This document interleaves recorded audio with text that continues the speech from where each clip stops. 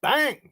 Neves Knives. I'm Jared, and we are live on Neves Knives, ladies and gentlemen. Sorry for the technical issues. Yes, I did have a lot, and Kara's been sitting here trying to help me.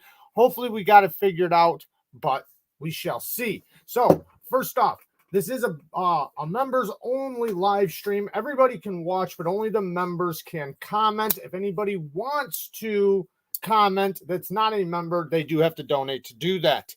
But you can see it anyways. The point is that the members get to ask questions and I get to show them what they need to know or learn on sharpening. Now, I do have a few things written down. We're going to spend about an hour today doing this. We are going to, oh no, we do have people commenting. Damn it doesn't look like it's working. So for some reason, it's allowing anybody to comment, but I might be able to edit it right here. I'm not sure. Let me hit that. You can try it. Will it? Okay. But I think now it's gonna have two lives going together. It's probably gonna go live here. Just don't even do it. Just don't worry about it. Just end it.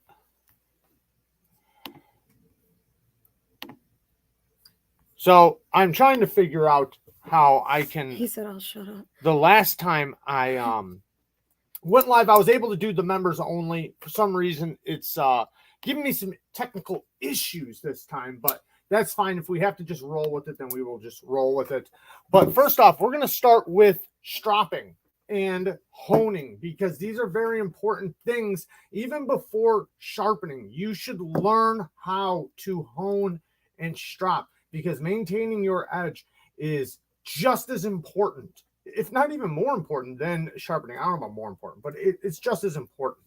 So we're going to learn how to properly strop, what the stropping does, and I think some of these details are going to help you learn some of the things you're doing wrong and how to professionally do it. What? I would just, as a suggestion for today, you can see everyone who is a member, so maybe today just let the other people know that the comments you'll be paying attention to today are for members only. You know what I mean? Everyone can talk to each other, but you can see these guys all here with their memberships. If non-members do comment, it just is what it is. I'm going to figure it out where it's a members only. I had it set up, but the problem is that I want people to be able to watch, and I was able to do that the last time. Normally the last time it did work out. This time I'm having some issues. Not a big deal. We're just going to move forward and continue on. We'll figure it out as time goes on. The content is the point. So I'm also going to upload regular videos to the members only. I can do that always. So I almost did that with this video. So first off, one thing I want to make sure everybody knows is strop and compound. Make sure you get one. Everybody should have a strop and compound. It really doesn't matter what type of strop you get or compound, but I would recommend getting this Beaver Craft leather strop. It has dense leather, and this will help you, especially if you're a beginner with this type of leather. Now, I also recommend getting the Gunny Juice. All this stuff is always linked. If you go to my last video or even yesterday's live, last night's live, I have it linked in the live. So if you want to buy one, this exact setup right here, you can just go and click on the links and buy them. Now, the reason why this strop and compound is really good, this is it's diamond compound, and the size of the diamonds is very, very, very tiny, and there's a lot of them. So it's very easy to spread, very easy to use. This is the 6 micron. So I have my 6 micron side, 6 and 1. See that? So I'm going to put some on. It's really easy to put on. Just shake it up, put a couple drip drops, and then spread it around. You don't need a lot. A little bit more than I put on, though. And you spread it on. But one thing that's really good about this stuff is if you notice, it dries up very fast. Other compounds can take 24 hours to dry up. But if you watch, this stuff will dry up right before your eyes. Now, what this is doing is this is microscopic diamonds now across the surface. So the whole point of stropping is, let me zoom in just a little bit for you guys, is to get the angle of the edge bevel on the surface. Now, the biggest problem people have with stropping is they either lay it too flat. You see that shadow? We're also going to learn how to know when you have the angle. But you see how you have that shadow right there? So that is too low of an angle. You will notice you have the right angle when that edge is reflecting back at you and there's no space underneath the edge. There's no shadow. So I'm going to zoom in just a little bit more for you guys. We're going to get the focus. So right there, I have the angle at the tip. So when I go across the strop, I'm going to drop my angle just a little bit because see now the tip's not on. The tip's on, the belly's on. Tip's on, belly's on. So what I'm going to do is I'm going to get the tip and I'm going to go down like this. I fixed it. Okay. Down like this. And now I'm going to just drop my elbow just a tiny bit. So I'm going to hit the tip, drop my elbow, focus. So that shadow goes away under the edge. And then I'm going to continue backwards. Now, no pressure. The reason why you don't want any pressure is because you want the diamonds to do the job. So the diamonds are going to basically, they're like little jet. Let me just zoom out really quick. We're going to zoom back in 1 second. So it's like little tiny shards of glass, right? So just the edge going across and touching it is scratching and chipping the very apex. And that's what you want. When you put pressure, what you're doing is you're actually digging your edge down into the leather and you're not hitting the diamonds. What you're doing is the diamonds are hitting, but they're hitting the back of the edge bevel and not the very tip of the apex. This is why you want no pressure, because no pressure is going to make those diamonds for sure graze past the very tip of the apex. And when I say apex, I'm talking about the very tip top of the edge. Now, let's zoom in again. So when I'm doing it, I'm going to drop down. And basically what I'm doing is a J, like that. That's like what it's going to finally be. So I'm at the tip. I get the tip right there. Now I'm dropping to get that shadow away from right there. And I'm gently, just very delicately letting that edge go all the way down the strap. Now, how do you know if you're up too high, right? Because we already addressed how do you know when you're down too low. You see the shadow underneath, that's too low. No, that's perfect. Now, up too high, yeah, it's going to continue to get blurry. See how it focuses? So, sorry, guys. When you're up too high, My slim bitty. Your edge is going to roll. You don't want to be up too high. Like right there, that's up too high. So you can see that it's up too high if you look at the edge, because you'll see that it's only hitting the tip, only polishing the tip, or only scratching the tip, depending on how aggressive your stropping compound is. But basically, the way you know you have the right angle is you lay it down. You lay it down low at first. K. Mason says, how often should you apply the juice? I'll explain that in 1 second. I'll be your professional question reader so you can focus. All right, give me 1 second. Okay. So you see how there's the shadow right there. So you lift, lift, lift, lift until the shadow goes away. Once that shadow's gone, that's your angle. So not only the shadow, but just get it nice and close with your eyes so you can see that it's right there at the angle you want. Now, right there, it's too low, right? Perfect, right there. I'm hitting the tip and go nice and slow, nice and gentle. Also, after you've done it a few times or a bunch of times, you will begin to feel it. You will know when you hit it, because you will know the difference between it being too high, which gives you a little bit of friction going across. You can actually feel like the edge hitting the leather. And when you're down too low, you can feel the back of the bevel hitting. Kind of like riding a bike. You know when you're balanced, right? Well, when you learn the angle and you learn what it feels like to have the angle, you'll be able to do it nice and quickly. But I still recommend, and even as a professional, I still get my eyes nice and close, especially when I'm fresh off the stone and I want to make sure everything's perfect. I get up nice and close with my eyes and I focus really good on the very tip of the edge. and I make sure I'm hitting it perfectly. Very lightly though. Remember, no pressure. The pressure is going to dig into the leather, and it will basically make the diamonds just like smush your edge rather than chip the very apex of it. There's another question. What's the questions, baby? Okay, the first one is how often should you apply juice from K Mason? Okay, I recommend if you have aluminum oxide compound, which is like, you know, the green chunk, like kind of like let me grab a couple different ones. What microphone are you Like using? this stuff or this stuff. See, like it's like a brick.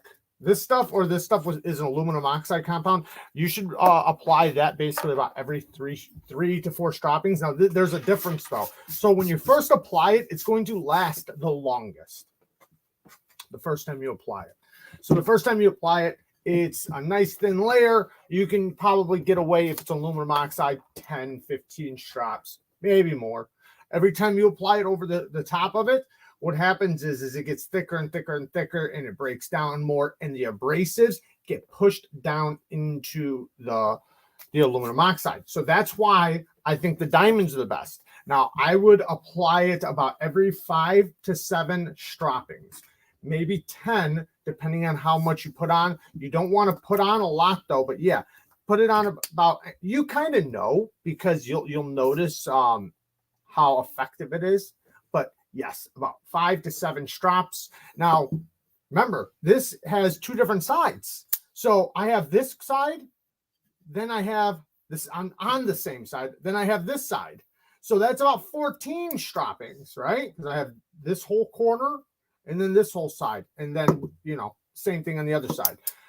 Now, if you're only using this front little portion right here, and you're not stretching out the entire thing, well, then you can probably get a little bit more. But I would recommend about 5 to 10 stroppings. It would be a good number.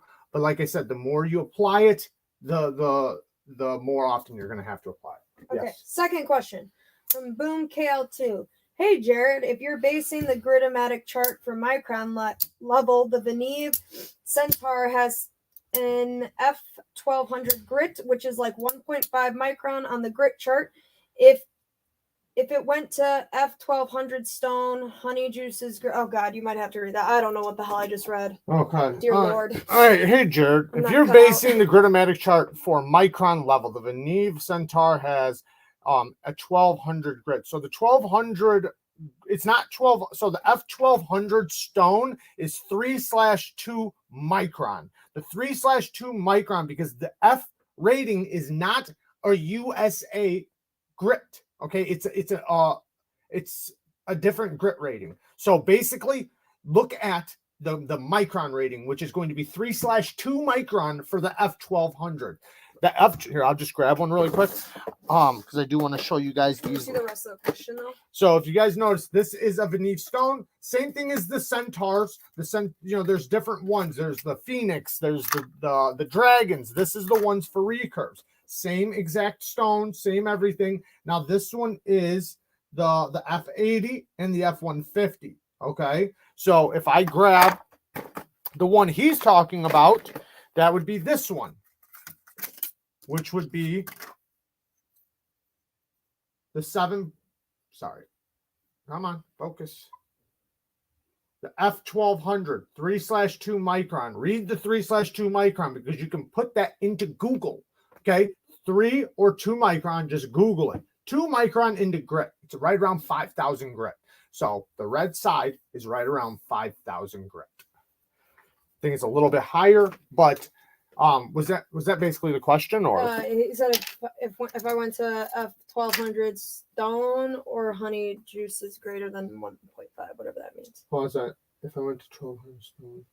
Okay, gunny juice. Okay, so not honey juice. no, gunny juice is going to be, so the 1 micron will be a little bit, a tiny bit finer than this side. So yes, you can go off of this stone and use the 1 micron or the 0.25 micron. Now, I'll be honest, you can go off and do the 6 micron because the difference between 2 and 6 micron is a very, very tiny amount. It really is. So that's why the 7/5 micron, which is the 800 stone, this one is already a mirror polish. When you go to the other side right here, so from 7/5 micron, which is the F800, when you flip over and you go to the F1200, which is 3/2 micron, that isn't going to be much of a difference.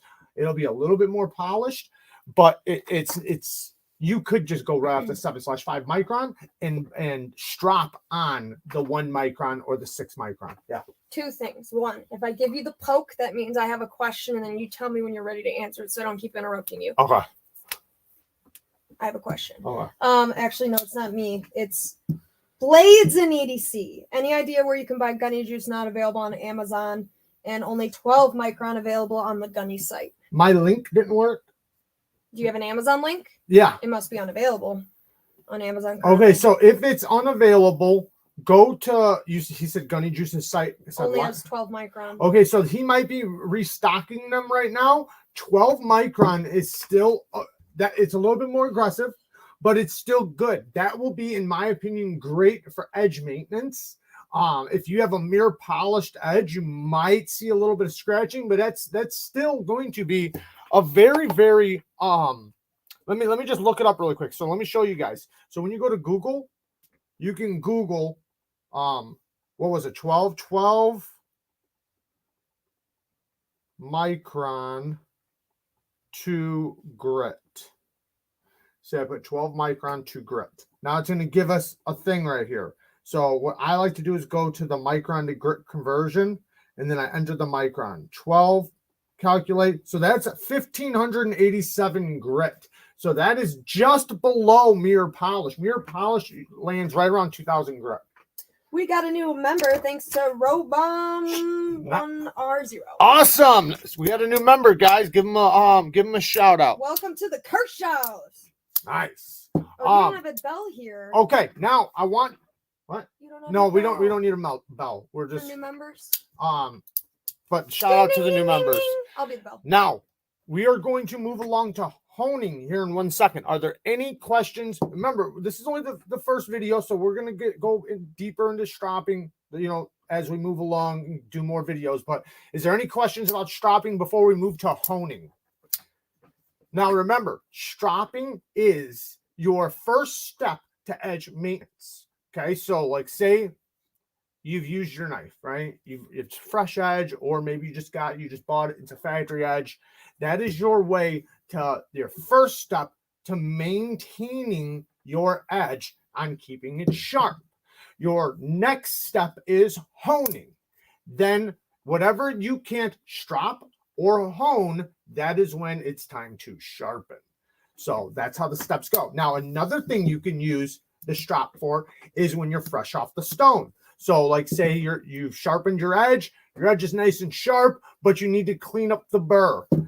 That's when you can strop. So stropping is for coming off of a fresh, new, sharpened edge and for edge maintenance. Honing is the same way. Now, honing and stropping, honing is basically, to break it down very, very simple for you, it's a fine stone. Whatever fine stone you have, you can use a ceramic, you can use a big ceramic plate, you can use a ceramic rod, you can even use, like say, a VENEV stone, a high grit or low micron VENEV stone. You can do that too. The point is you're basically using a finishing stone to help maintain your edge. And number 2, burr removal. What's up, baby? You got a question from Dennis Hurley. Do you ever clean the leather on the strop, and how? So there's different kinds. So like if I have this type of strop, let me back the camera out really quick. So this kind of strop is furry. This kind of strop is firm. There's a big difference between them and, and how you maintain them and how you put you put the compound on basically the same way, but this is furrier. So for beginners, it can be a little bit more difficult to hold your angle. And then also the compounds are different. So the compounds from Gunny Juice work better on this kind of strop. It does work on this kind of strop, but it soaks in faster, while this lets you spread it all the way across the surface, and there's little microscopic diamonds speckled across the surface. This one, it'll soak in immediately. So it doesn't spread as good on one of these. Now, when I want to maintain this, what I'll do is I'll take an old beat up knife or an edge of some sort, and I'll just scrape it. I'll scrape it really good, or you can use sandpaper. Sandpaper does clog up pretty good, but you know, you can just, you know, keep getting new sandpaper and just sand it down, or use an edge of some sort. Like here's an edge we're going to be sharpening. So you can go like this. See how it's, so you go like that, and then it's, by the time you get to the end, it's going to have a big old ball of schmuck. Rub that off into the garbage, then not wipe it down with water or anything, but then wipe it down with a paper towel or something just to get all the furries off and all the extra abrasives, and reapply. It's that easy. Now, this kind is a little different. This one, you're actually going to kind of scrub. So you're going to get a paper towel, maybe some alcohol, and just scrub it really good. Don't use sandpaper or anything on it. We want to keep this surface as fresh as possible. Now, it will get chewed up over time, and then in that case, over a long period of time, you might want to take some very fine sandpaper and give it a little scrub. Hopefully that answered your question. But yeah, they're very easy. You're basically just taking a microscopic layer off of the top of it and getting rid of the abrasives and reapplying. Steve says Gunny Juice works amazing with nano straps also. Yes. I think they actually can recommend. I think Gunny Juice recommends the nano straps. I don't have any of those, but this works amazing. I know that from doing it. So I highly recommend one of these, and that's why I say this should be, if I was going to recommend to beginners wood stropping compound, Gunny Juice, 6 micron, and one of these straps. Now you can always add on more. A 1 micron, a 12 micron, a 9 micron, a 3 micron. But if you don't have the money to get a bunch, because it can be expensive, this strap, $20, and the 6. Yes, Abby. K Mason says, how are those nano cloth straps? I don't know. I don't have one. Oh, that's what I said. I don't have one. I haven't tried one, but I know that Gunny Juice recommends them. I have a lot of straps, guys. I have a ton right next to me right now. I have probably 5 straps. He's got a lot of straps. Yes, I got lots of straps. I got some hanging in front of me. Straps till you drop. I got another one right here. I got another one right here. I got fucking straps everywhere. So, but like I said, jealous. The big difference is going to be between the furry and the dense. Gunny Juice isn't available in Europe. Okay, so if it's not available to you, Europe, I recommend getting the white compound. You should be able to get this at your local hardware store. There's green and white. You can get green or white. This stuff right here. The white is a little bit more abrasive than the green, and that's why I recommend it. Not that much more abrasive. I think the difference is between 3 and 6 micron. I think the white is 6 and the green is 3. Sometimes it's different. That's why I said I think, because you'll get 3 different green compounds. Some will be better than others, but don't cheapen out, right? The very, very, very cheap, affordable green compound is not going to be as good as the one that costs a couple more dollars. Let me show you one right here. Where is it? So this is my favorite green. This stuff comes from sharpeningsupplies.com. This stuff is really good for the green compound. So if you can go to sharpeningsupplies.com, they have some really good green compound, but they also have the white compound and others. So if you go online, if you get this strop, you can get it with green compound. It comes with it. It's not that good a compound. It's cheap compound, but it will still work. It will get you by. You're just going to have to put it on a little bit more often. All right, let's get to honing.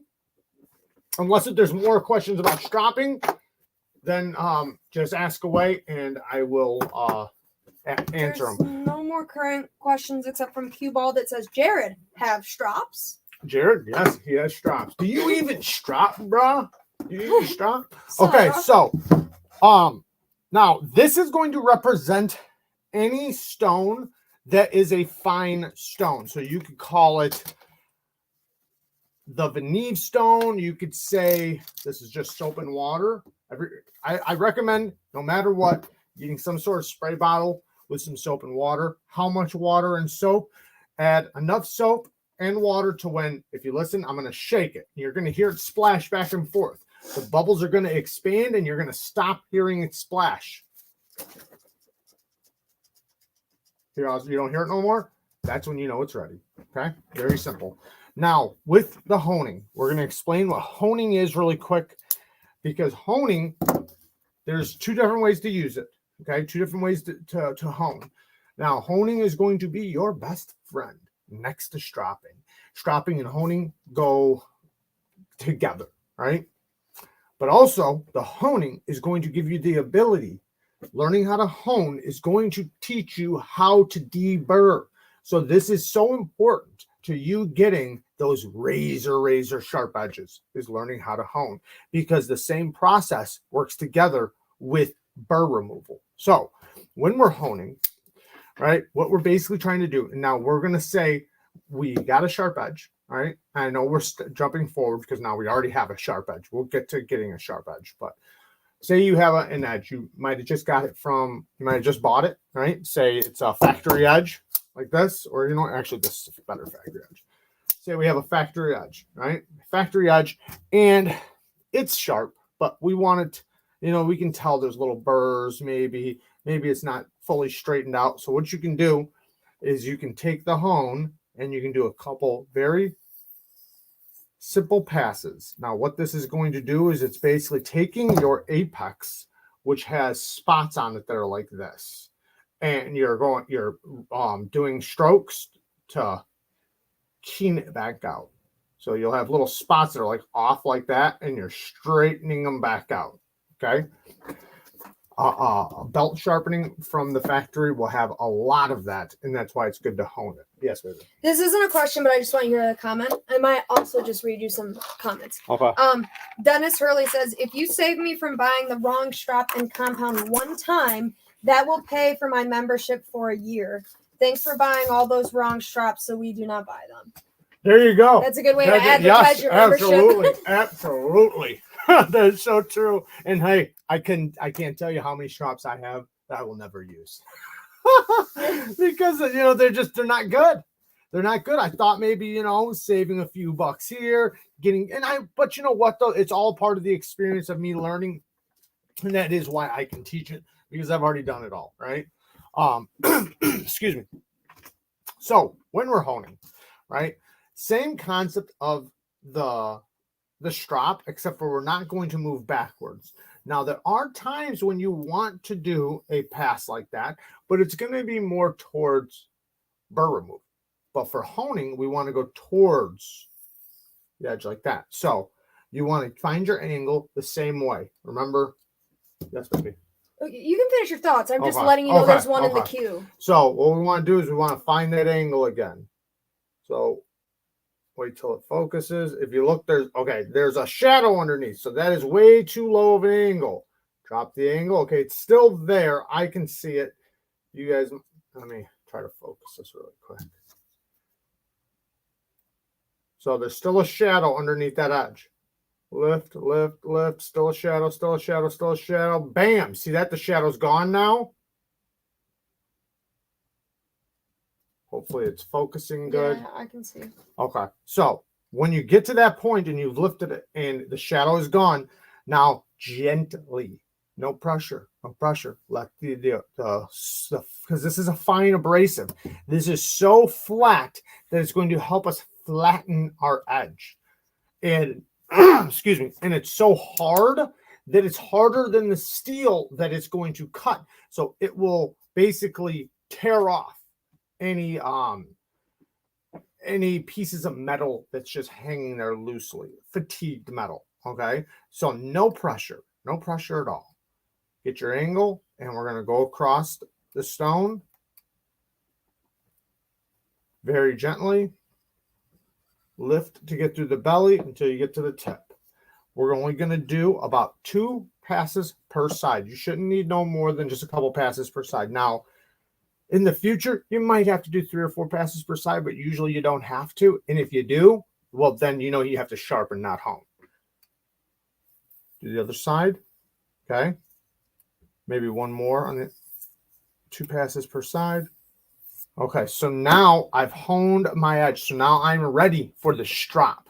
Now, if you've come home from a day's work or you've used your knife for whatever, and you stropped it, and there's still little tiny dings in the edge, right? You can still feel, and you use the nail, tip of your nail, run it across the edge, you will feel little nicks in the edge.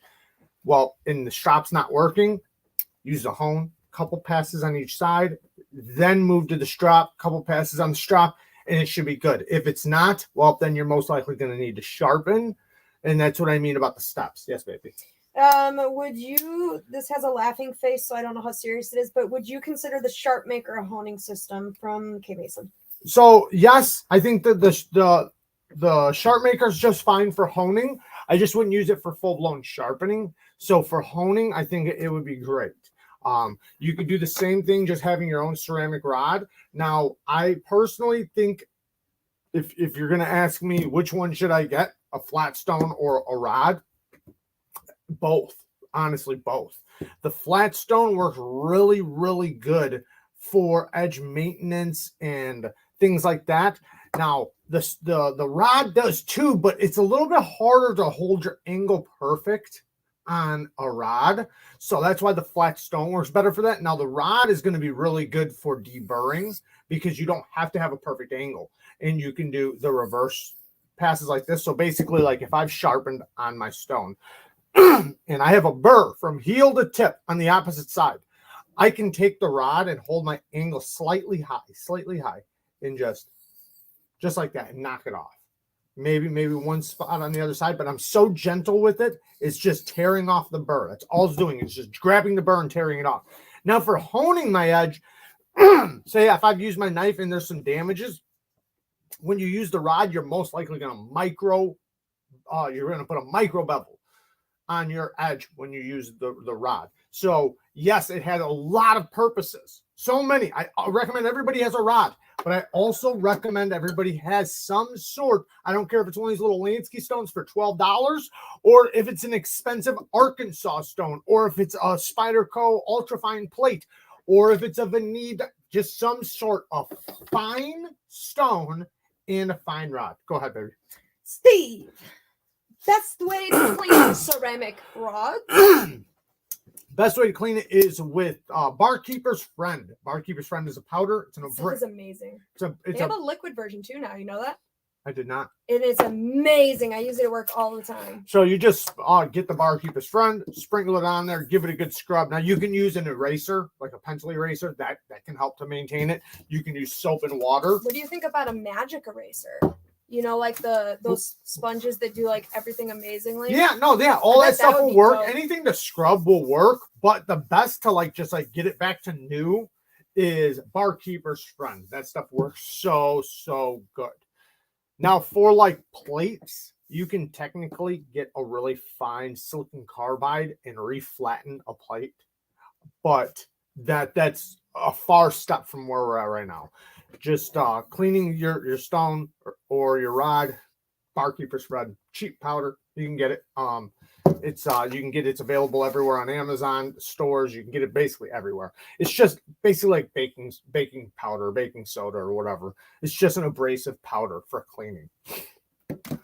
Okay, so now let's talk about the Cue ball said I use isopropyl alcohol. So alcohol, you're gonna want no matter what. Like this bottle right here, this is alcohol. It says hand sanitizer, but I just put alcohol in there. So you want alcohol no matter what. It's going to work on a lot of different things. Don't put it on your VENEV stones, but it's going to work on cleaning other things, your knives, your blades, so many things, tools, parts. Because the reason why is because it's not going to create rust and it evaporates very fast. Now, this one is a little dirty, you can see, so I need to clean this one. Now, I could technically take one of my other stones and rub it together, like say one of these, and go like this and clean the surface. I could do that, but I'll just take my Barkeeper's Friend and clean it later. Now, with burr removal, okay, And we're going to talk about the Work Sharp sharpener here in just a second, because I know a lot of you have the Work Sharp precision guided sharpener. So we're going to talk about it really quick.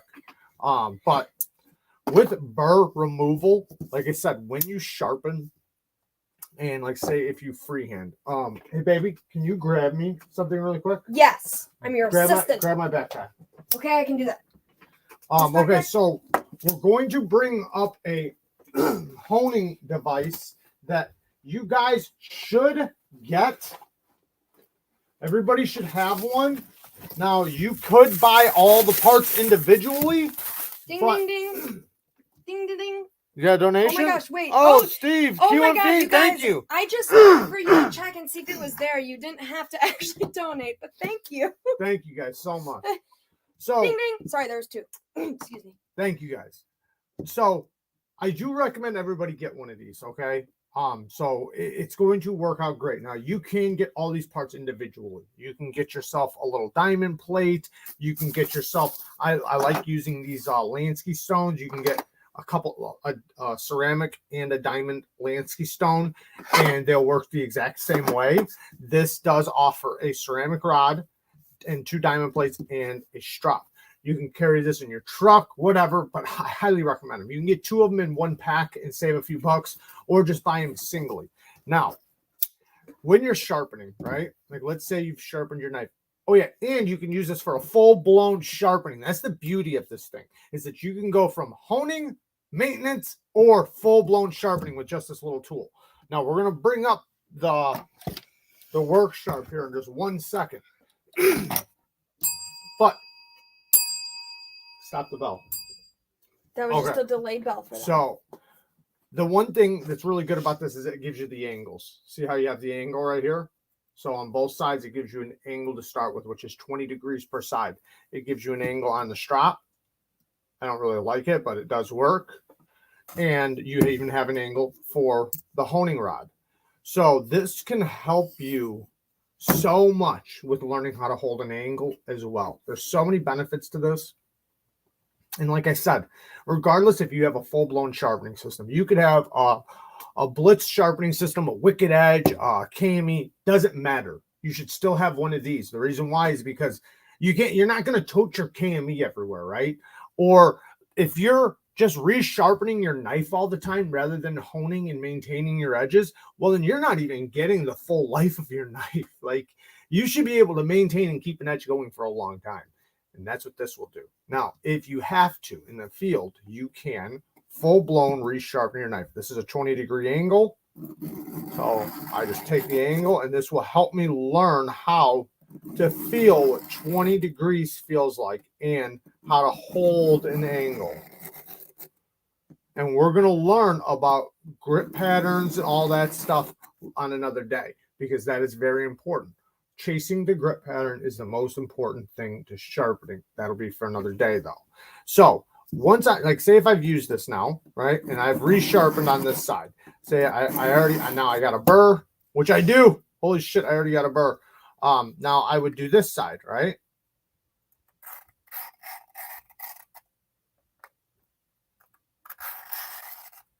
And say I got my burr on the opposite side now, which I probably don't yet. No, I don't yet. But let's say I do. Or, let me just hit it a couple more times really quick.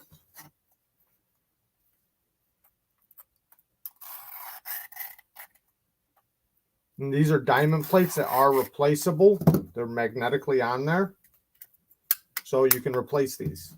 That's another great thing about this. The ceramic rod will last forever. You might have to replace the strop eventually. Okay, so now we have a burr. Now I want to knock the burr off. Now, let's say you just did it on whatever stone, your VENEV stones, your diamond plates, whatever. You just did the same thing I did on this. Now, you can, 2 fingers, lightly put your edge on the ceramic rod of whatever kind. I can even do it on this. And lightly take that burr off. So now I'm going to go to the other side, because when I hit it on this side, the burr just went right over to the other side. So what we're trying to do is we're trying to go whomp, whomp, whomp with the burr till it falls off.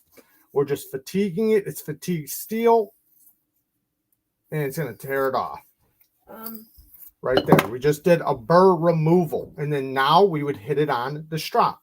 Yes, baby.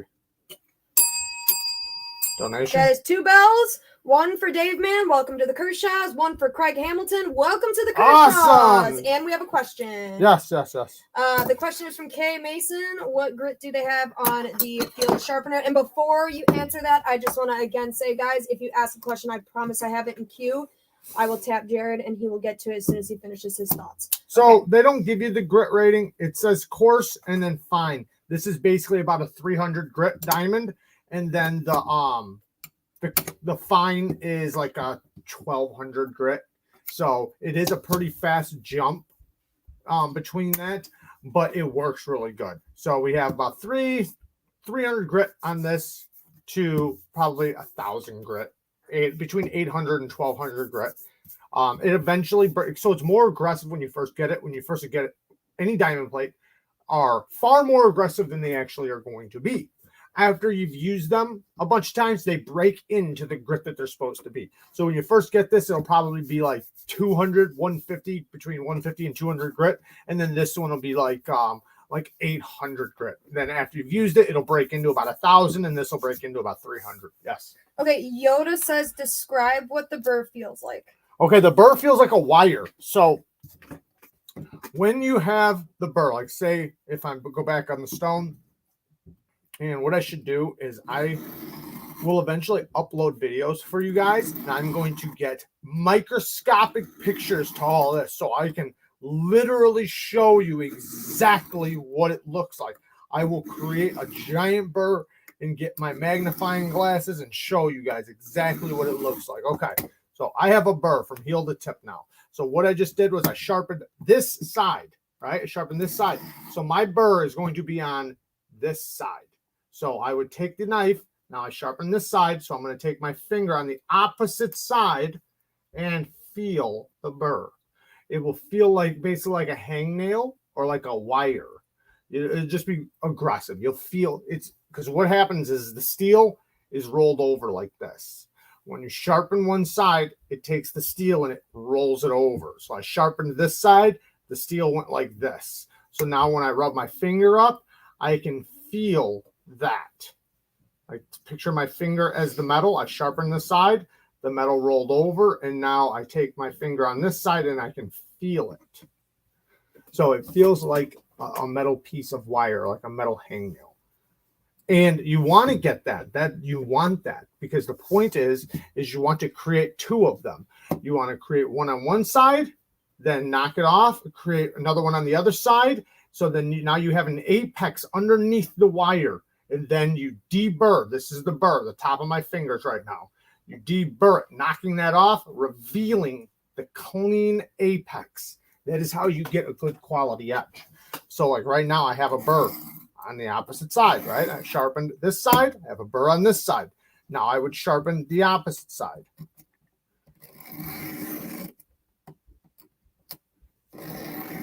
And remember, even if you have a fixed angled system, this is all important to you. Regardless, all this stuff is universal. And we're going to get into fixed angled sharpening tips and tricks and all that. So, but it doesn't matter. Honing and stropping and all that is all freehand. You have to do that freehand. So you have to learn that. Number 2, just because you have a fixed angled system doesn't mean you don't want to learn how to maintain and sharpen, full-blown sharpen your edge in the field. Maybe you don't have Instagram. Maybe you won't be able to do Instagram edges, but you can damn sure get a sharp edge if you need to, right? Because guess what? If shit hits the fan and you're out in the field or, you know, whatever, you're not going to have your damn KME by your side. Learn how to sharpen your knife.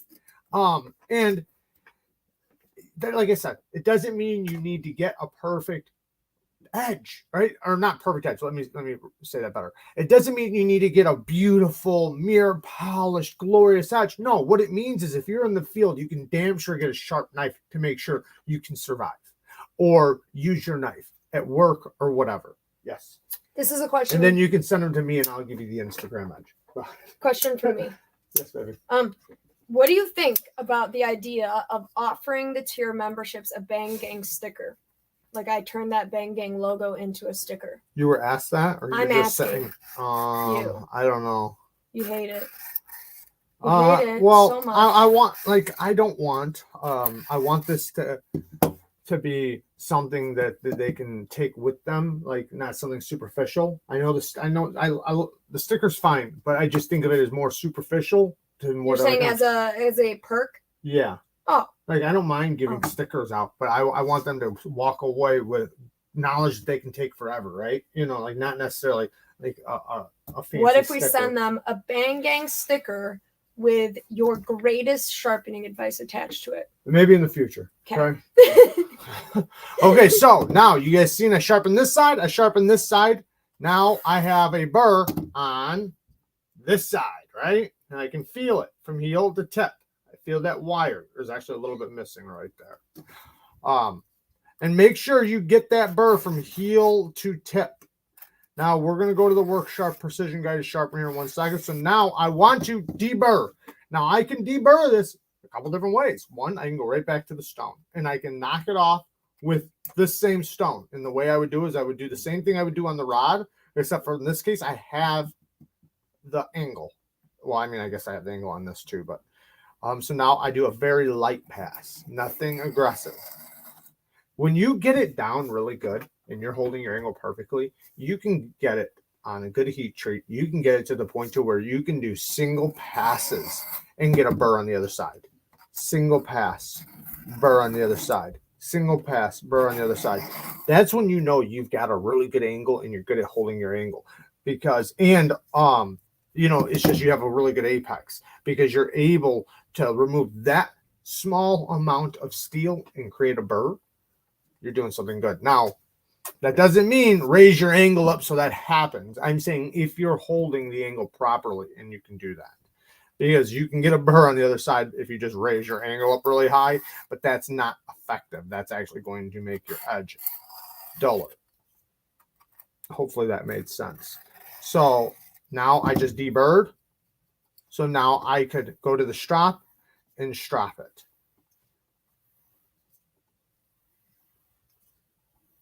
Now, I want to go to the Work Sharp before we close this off, because there's something I want to teach really quick and show you guys. So, 2 things. You guys have to get these. If you guys have the Work Sharp, I guess you don't have to, baby. Give me that pouch underneath there.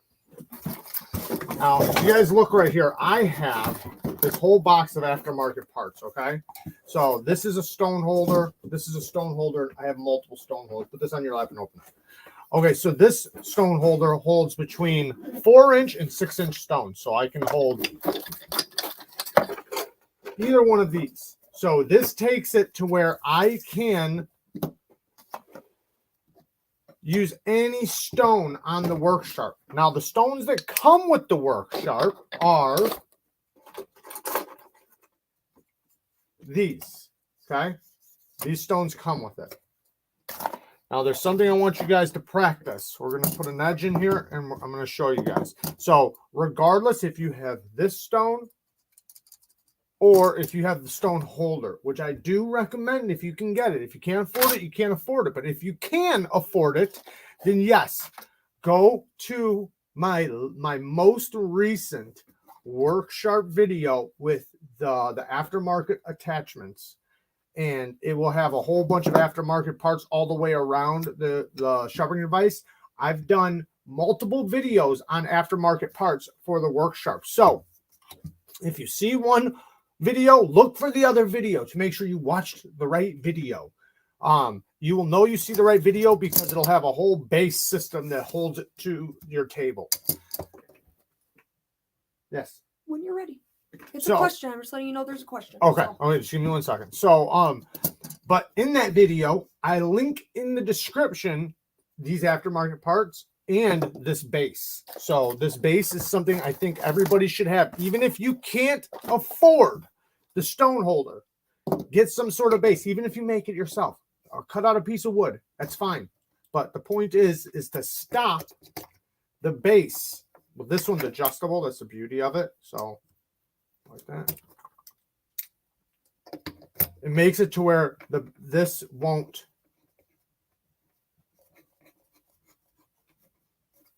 move. So now the base is nice and firm.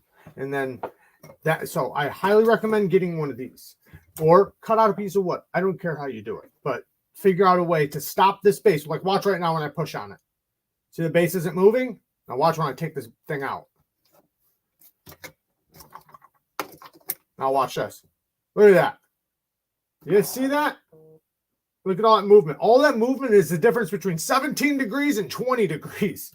But when I have the base, now look. No movement. And I can force maybe a tiny bit, but not really. So get a base. This is a question. Yes, baby. Go ahead. Go ahead. Go ahead. Does the work sharp? Well, hold on before you answer. Does the work sharp have enough rod length for 6-inch stones? Then Cue Ball says he thinks 4 inches work the best. 4 inches do work the best. However, you can get. Someone said they bought a base. So on that, if you watch that video, you can get one of these. Check this out. This does 4-inch and 6-inch. Damn. So that's why I'm saying watch that video, because now check this out. If you can't get the 6-inch stones, well, then it doesn't matter. You can get the 4-inch. Yes, the 4-inch probably works the best. The 6-inch stones are gonna come in place. Like say if you have a really big knife, a really long knife. The reason why is because when I put this on, let me show you. This, what I'll do is I won't put my rubber ring on the end. I'll leave it off. So then when I have, like say, a really long knife and I need to sharpen it, now I can let it go off of the thing a little bit.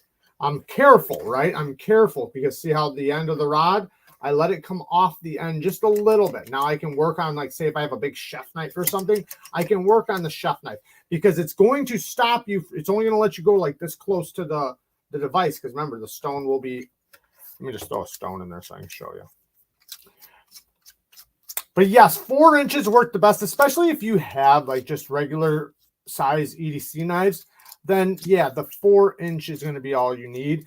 But the 6-inch is going to work out good for those really long blades, you know, 4, 5-inch blades. So see right there, see how this whole system, now I can do 4 inches in the same clamp. Now I have it in there. So now I can put it in here. And now, like, let's say if I put this knife in the clamp.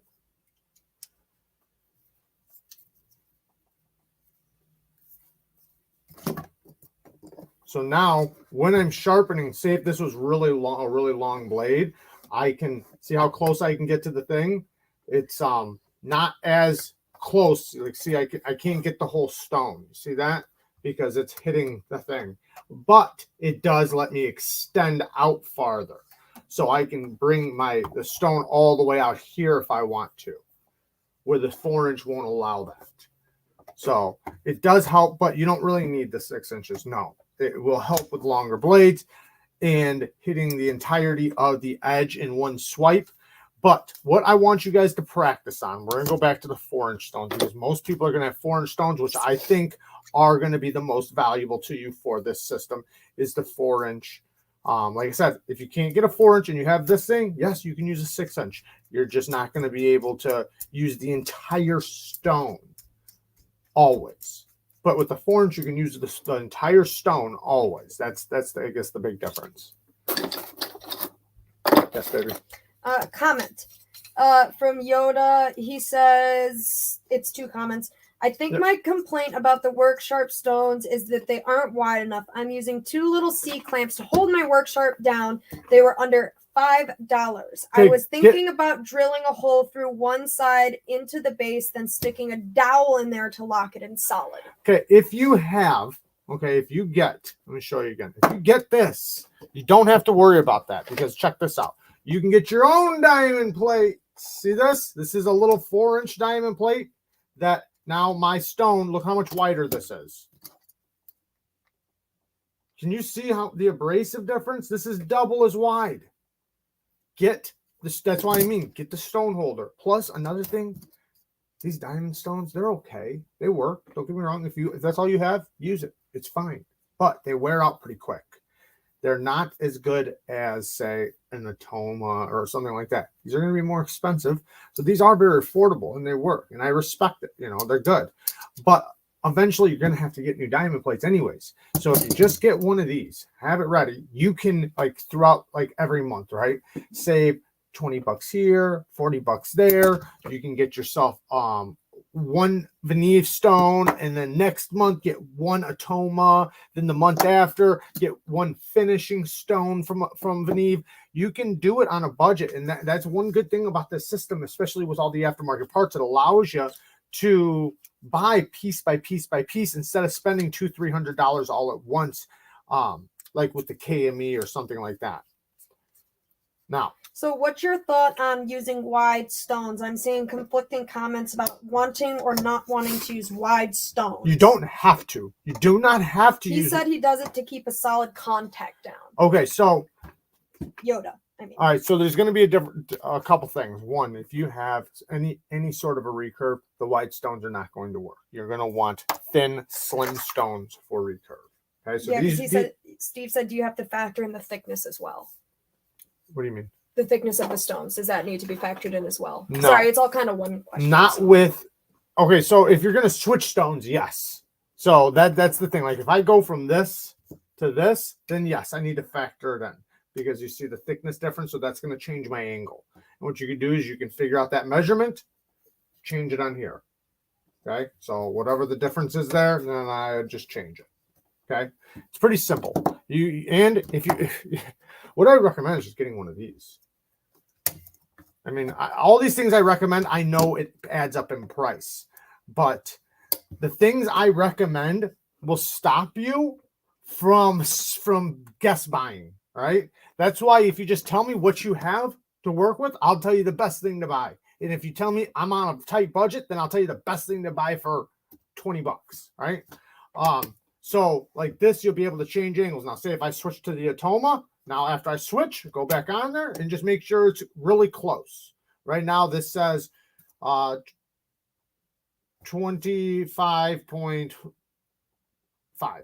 25. It's 25 degrees, basically. So I want to get as close to 25 degrees as possible. You don't have to be right on the money, but as close as possible when I switch to the Atoma. If I switch to this stone, right? Because it'll be a different angle. Now, that's why these digital things work, or these digital angle finders work really good, and there's a magnet on it for swapping stones. If you're gonna get all the same stones, like if you get this holder and you get all VENEVs, it's not a big deal. Because when you switch from this stone to even this stone, it's still the same thickness. The only time you're going to change thickness in them is if you get a single-sided VENEV or a dragon. The dragons, which are my big plates I use, those are 2 millimeter thick abrasives. This is 1 millimeter. Yes, baby. K Mason, is the angle finder on the phone dependable? I actually have something to say about that. People say it is, but I don't use it. Well, listen, I tried to use a level on a phone, and I don't know if they probably use a similar mechanic. And that was not dependable. I depended on it, and I wound up with a crooked cork board on the wall. So crooked. So I don't know. I would say what you could do is if you can find yourself a flat surface, find out if it works. That'd be the best way to do it. Says to get a cheap magnetic one off Amazon. I would agree. I don't trust anything on the phones that have to use. I want to say another thing. Functionality. Get a tiny one. This one's small, but you can even go smaller than this. So when you look them up, I put them in the videos, guys. My last video I posted, go down in the description. I put a digital angle finder down there. So get one. And if you don't want that one, right? If you click on the link and you see like, oh man, I'd rather have a little bit smaller one, pick a different one. That's fine. Get any one of them. Just make sure it's small and has magnets. Okay. This one has magnets on every corner of it. Make sure it has magnets, and because then you can just hold it right there. And I'm going to teach you tricks with this later on. So if you can get one. Now, this is the trick this is something I want to show you guys right now. We're going to do this right now. I want to show you guys this, and I'm going to leave you guys with this information. So I'm going to grab another one of my VENEV stones. Or you know what? I'll just use my Atoma really quick. So I'm going to put my Atoma in here. What I want you guys to learn is how to get a consistent edge. So if you guys have a KME or any type of system, right? Any type of fixed angle system, One issue you will run into is facets. What do I mean? Okay, what I mean is like when you've sharpened your edge, right? You sharpened your edge, but then when you look at it, there's like lines. Like there's spots like, man, this looks different than this. And it's like, it's not consistent all the way across. And you can see like there's spots in it. Let me see if I can find something with some facets in it. Might have to, oh, damn it, baby. Can you grab me something? Yeah, what? Can you go in the studio on top of the shelves? There's the Mannix. I'm just going to do it really quick. But the point is what the reason why you wind up getting the facets is because when you're sharpening, right? So you go across the stone, you go like this spot, then you come over here in this spot, and you go over here in this spot, and you're moving in different areas. So what's happening is my stone is gouging deeper in this area than I did in this area because I put a little bit lighter pressure here and didn't notice, and I put a little harder pressure here and didn't realize it. Damn it. Okay, so if you look at this, as soon as it pops up, look at the tip of this. You'll see how there's like a difference right there in the tip. Back here, it's more consistent. The heel, there's a little bit of difference, but that's different. But you see how it's consistent right there in the middle. Then right here at the tip, it like changes. So that's like a facet in the edge. So that's angle difference, pressure difference, or more steel was removed there. Steve said I've had those problems when I first started to use the work sharp. Right. So what it is you can go in one area and work at it. And you can go over here and work at one area. But before you switch stones, before you flip, you need to blend.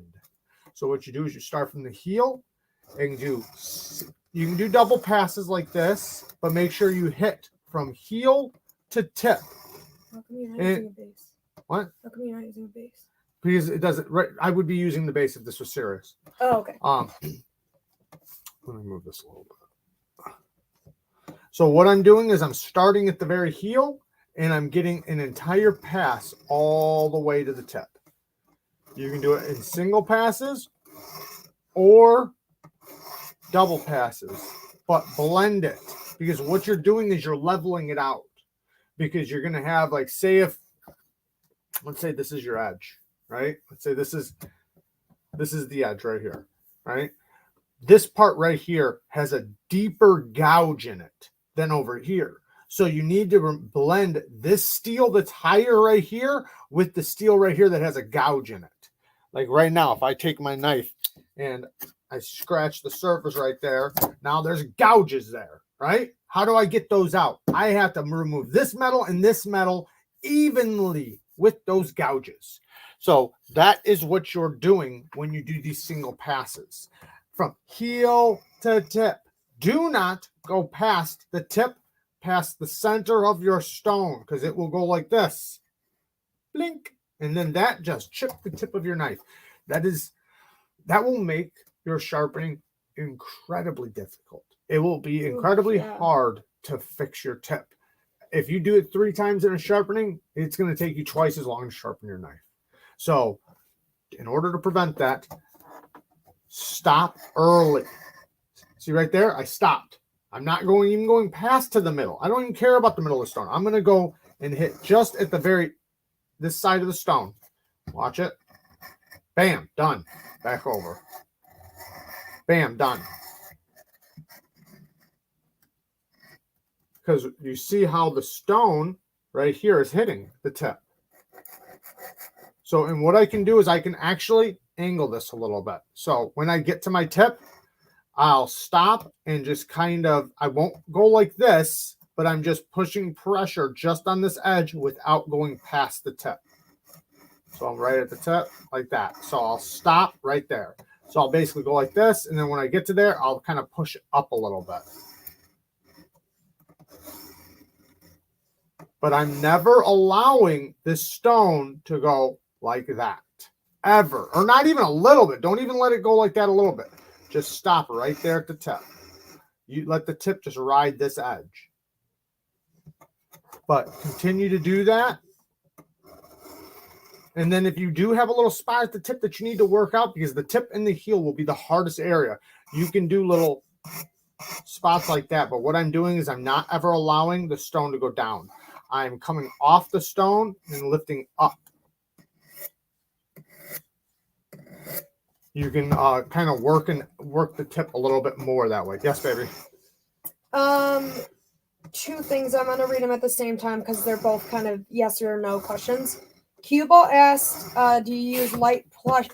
I can't talk. Light pressure to blend. Yes. You can. So if you really need to remove steel, yes, a little bit of pressure does help when you blend. That is the one time when you can kind of get away with it. The one thing you want to be careful with is when you get to the tip. If you're putting pressure, right? If you're putting pressure, and you let the tip go past the first, past the center of the stone, it will roll off. So you can use pressure, but be very cognitive of the tip. That's why I said just stop at the edge. Don't even let it get to the middle. Don't even let it get to the middle, basically. That's as far as you can go without it creating any damage, but you have way more chances of this stone going like this. This is what it looks like. I'll just do it to my knife so you guys can see. It looks like this. That's what it looks like. Going like this. Now, see, did you see that? It did it. You guys didn't even notice. Right there. Don't do that. So when it's going like this, right now it's about to happen. So watch it. Right there. Don't do that. Let it just stop. Stop. Stop. And then if you have a little piece and you're like, oh, my tip's not really done, keep working it. Keep working it. And if you are to the point to where, man, everything's done but the tip, then you can kind of do that little thing I was saying where you do that a little bit. But then you're going to have to blend again. Remember, anytime you work at one area, anytime, hear this if you don't hear anything else, anytime you work at one area, you have to blend. Don't work one area. Even if I go to the heel right here and I go like this, now I have to blend. Whether you blend at the end or you blend right after, either way, you have to blend now. Before you flip this stone or switch stones, you're going to have to blend. Now, if you really want to, when you're in the coarsest stones, I still recommend just waiting, just doing all your blending with the stone you are at. But if you're still in the very coarse stones, you can kind of get by with doing the next stone as long as it's an aggressive stone. But I would rather, to me personally, I just try to do it all and get everything perfect with the stone I'm using before I switch to the next one. Yes, baby. Okay. I also have a question, but I'm going to ask this one first. And my question does have to do with sharpening. I promise it's not stupid. I swear it's a real question. I swear it's not a dumb question. It's probably a question that beginners would think of, but I'm actually curious. Okay. All right. K Mason. Awesome stuff, Jared. This pound. Do you fix all of these edges after, or do you save them for future demonstrations? Oh, no, I got to fix them. Yeah. Seems like you're using knives that I like, too. Well, no, I have to sharpen this anyways. Oh, so you're just kind of... I'm using knives I have to sharpen. That makes sense. Yeah. That's fair. What about the Mannix? The only one I need to resharpen it. Oh, okay. I used it as a demonstration knife the last time, and I knew I was going to use it again. Now, this one is perfect. So that's why I only used it for stropping. Not because it's mirror, but because it's a good quality edge. There's a difference there. You do not need a mirror edge for a good quality edge. In fact, the majority of the time, a 600 grit edge is going to be better quality than a mirror edge. So, okay, my question? Yes, baby. Okay, my question is, you know how you're talking about the tip thing? Mm-hmm. Would that be, I know when you're doing sharpening on a regular stone, that you can still have too much pressure and you bring your tip off and it's like bad, right? Mm-hmm. But would you say though that that's kind of a benefit to sharpening on a stone with your hands? Is because I feel like between the two, I would be less likely to jack up the tip on there than on this. For sure. No, it is easier. Is that an intelligent question? It is. Okay, it is way easier to jack up your tip on this than it is on a freehand stone. The way you jack up your tip on a freehand stone is by falling off. Yeah, you go. So you go like this. You're doing way too much pressure, not paying attention to when you get to the When end. I'm coming across the stone and I get to here, I'll go like that. Now, That does way less damage than what I'm showing you on here. That's what I thought. This does probably 5 times as much damage as what I just did here. This is not even really that big of a deal doing that, but you don't want to do that. You probably have to fix it though, because it probably like messes up the angle. You'll just blend it in. You'll just make sure you blend it, but it's just the damage. Like I said, it's like 5 times less, so it's not that big of a deal. Yeah. If you do it once or twice during sharpening on this freehand, you're still okay. Yeah, you see me do it sometimes, but with this, you're gonna spend about 5 more minutes on the stone. So when I did that with this one by accident, that didn't make me spend any more time. Now, if I do it 50 times, yeah, but just doing it a couple times, it's not going to kill my edge or spend any more time on the stone. But on this thing, yes, you're going to spend 5 minutes more every time you do that, if not longer. So yes, you do want to be careful with that. Now, one thing I want to say, and I'm going to show you guys this before we go, because I think it can help you guys, but don't use it wrong or too much. Now, imagine this is a finishing stone. This is not an aggressive stone. And say I've been working through and I want to blend the tip a little bit better. You can take your stone, put it on here. I'm going to do it right here just to show you, and go like that. So, but you're going to have to blend it. So when you get to the tip, you can go like this. Remember, I'm not letting it roll. It's staying nice and flat, and I'm going like that. That can help blend the tip a little bit, but I'm not going to leave it now. Now I'm going to go back and blend it. But that is a really good way, even like at the heel sometimes, to hit a spot that's like refusing to get hit. All right, it's just really easy, just really quick. It only works on the heels and the tips, not so much in the middle. So you might do it right there, and you might do it right there. But then you're going to go back and do your single passes. Or full passes, I should call it. Yes. Okay. A couple of questions. First is from Craig Hamilton in regards to the whole tip thing. Would having a mirror underneath help with that? Like if you laid down a little mirror underneath?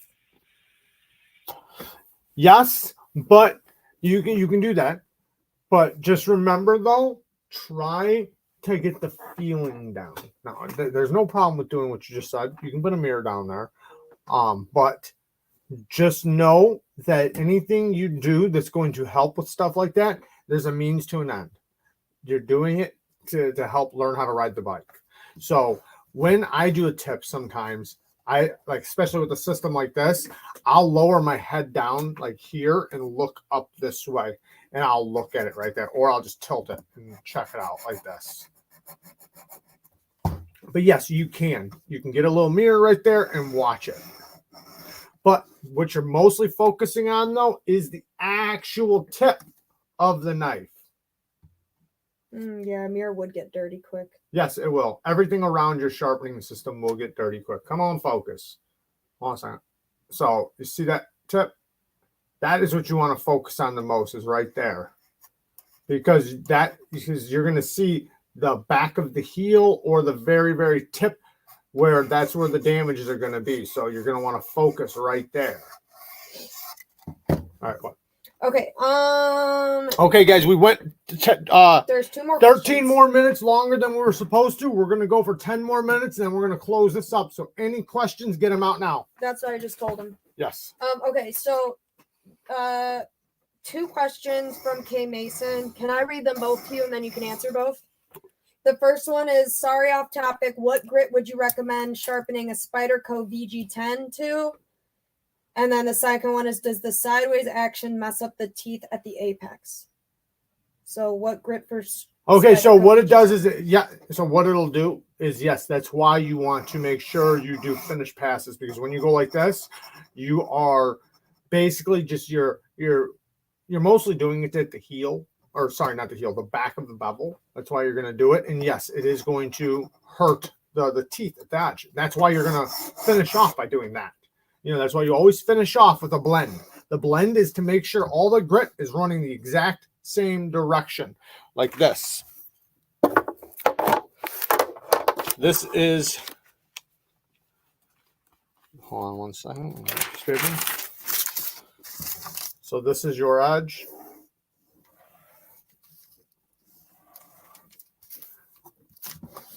So this is your knife, right? This is the very tip. This is the apex. You want all the grit to run the same exact direction.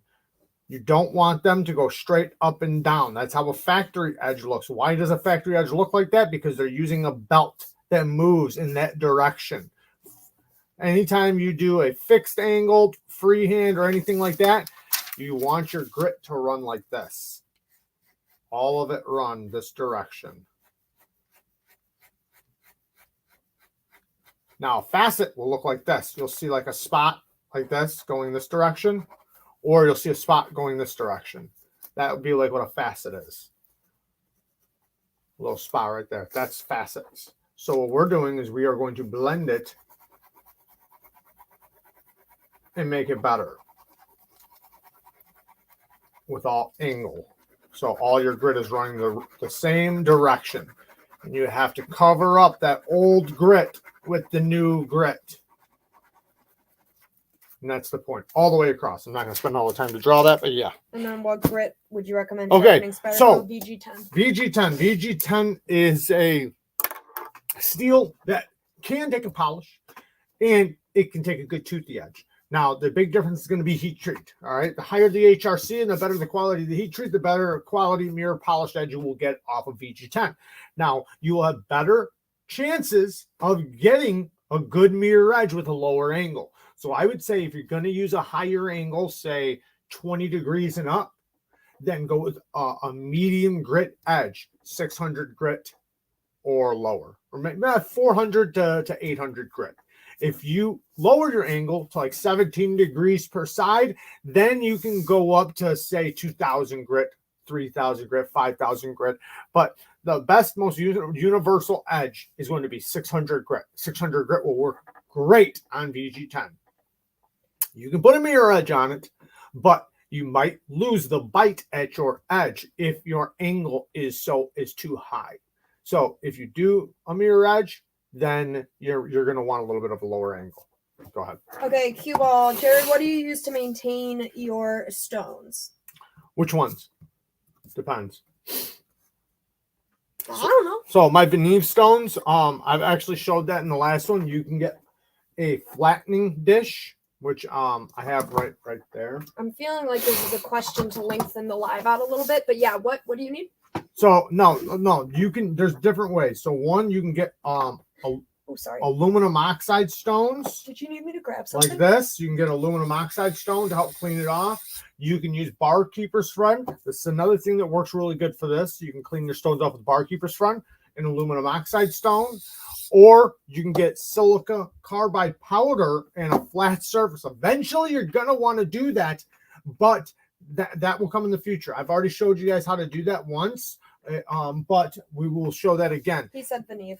And that is for where you use a flat surface, and you take the silica carbide powder, you put it on the surface of the glass, put water on it, and then you flatten your stone on it. But we'll do that in the future.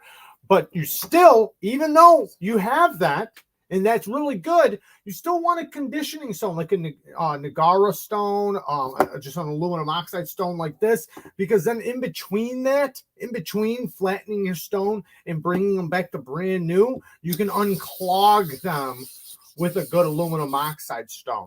Even these little LANSKY stones can work. It's just aluminum oxide. That's all it is. Never use diamonds on diamonds. I'm going to repeat that. Never, ever, ever use diamonds on diamonds. If you're wondering, now you can use diamonds on an aluminum oxide. Like say if I wanted to clean this, or say if I wanted to clean this, then yes, I could take a diamond stone, maybe one of my old diamond plates. I have tons of them. I have like 50 old diamond plates. I can lay it down and I can clean my aluminum oxide stone with it. But you never use diamonds to clean diamonds. What? Someone's like cap full of powder and a cap full of water. LOL, I remember. What? Cap full of powder? Yeah, cap full. Yeah. It's right there. Oh, can I ask the other question? Yes. Steve says, thoughts on DMT stones? Okay, so DMT stones, the one problem with them, they're good quality stones. They're great quality stones. They're nice and flat. They're good diamond plates, but they're expensive. So honestly, I recommend the Ultra Sharps a little bit more than the GMT. And I only say that because they're a lot more affordable, right? You get the same size stones and they're really good quality. Now, the next one I would recommend is the Atomas. The Atomas are probably going to be about the best ones you can get, but they are more expensive. So if you're going to buy DMT, just go with Atoma because you're already spending that much money. If you're going to want to save some money and get good quality diamond stones, go with ultra sharp diamond plates. I have a link in the description of all my videos, or at least most of them. If you have if the sharpening supplies is in the description, then you know it's there. So just look for one of my videos with the one of my newer videos with the sharpening supplies, and down there is a link for 3 diamond plates for only $53, guys. $53 fucking dollars for 2x6 diamond plates. Let me just grab one. I could have got it. But I want to feel important. I know, but I want to make sure you're grabbing the right thing. But I could do it. Okay, so I grabbed a couple things. You can get 3 of these diamond plates.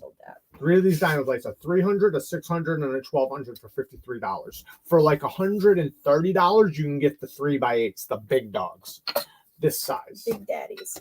So if you want this size, then you're going to spend over $100, but it's well worth it. Why? Because it's diamond plates. Diamond plates are like the best thing to sharpen on. No, but why does the size matter so much?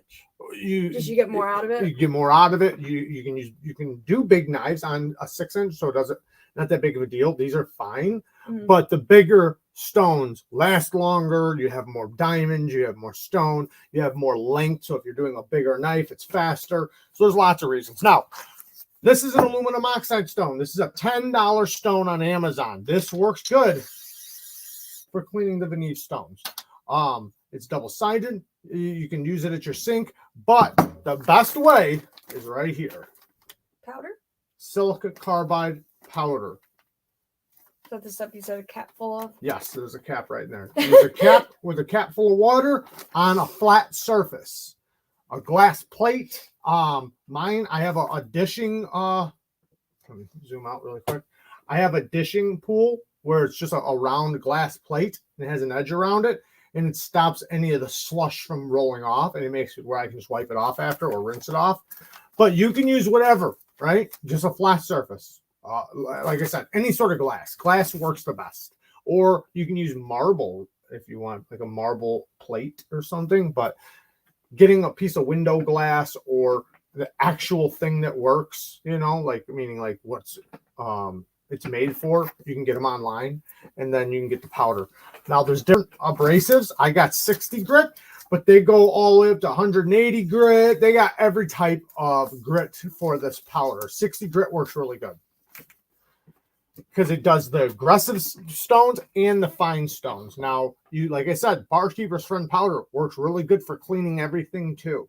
So that's going to work really good for just unclogging your stone, but it's not going to flatten your stone, and it's not going to expose the diamonds as much. Because remember, there's 2 ways to clean your VENEVs. One step is to unclog the metal particles that are in the pores. That is going to be done with washing it with Barkeeper's Friend, soap and water, whatever. Now, when the diamonds go away, because the diamonds are in the resin, okay? Like picture my fingertips, that's the diamonds. My hand right here is the resin. Diamonds are popping out of the resin, right? Eventually you're going to sharpen and sharpen and sharpen, and the diamonds are going to get smaller and smaller, and eventually they're going to be gone, and it's just all going to be resin at the surface. So you have to scrub away this resin and scrub it all away to expose the diamonds again. That's what the silica powder does, and that's what this aluminum oxide stone does. The silica powder just works a lot faster, a lot more effective, but the aluminum oxide works really good too. That's why I say you can get a little one or a big one. Both of them work really good. And you just use soap and water. You don't want to do it dry like I'm doing right now. Use soap and water. Give it a good scrub until, you know, the whole stone is hit and it's nice and flat and you can see every bit of it's hit. And do it often. The more often you do it, the faster it will go. If you let your stones go and you don't do it like once every 20 knives, then you're going to need the silica powder because it's going to take you forever to flatten them. So do it often, do it every time you sharpen, give it a little scrub really quick, and it'll be done really fast. Any more questions? Nope.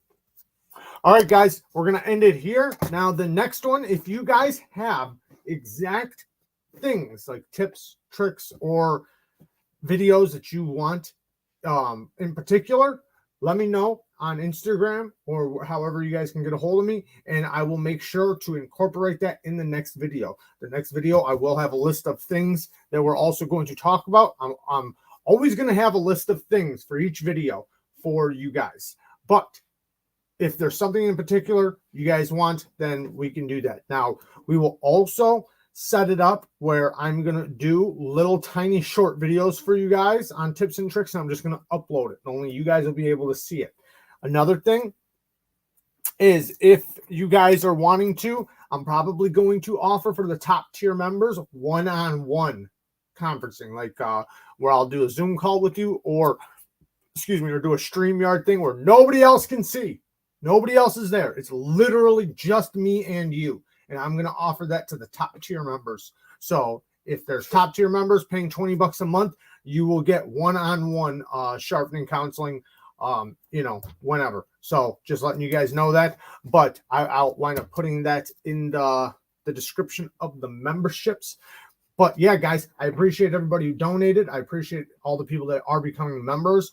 And this whole system is going to only get better and better. Especially the more we move along, the better I'll be able to do the angles and figure everything out. So thank you guys for participating and becoming members. You guys are going to be doing some badass edges in no time. I wish there was something like this when I started sharpening. I used to go and follow sharpening channels and sit there and watch them.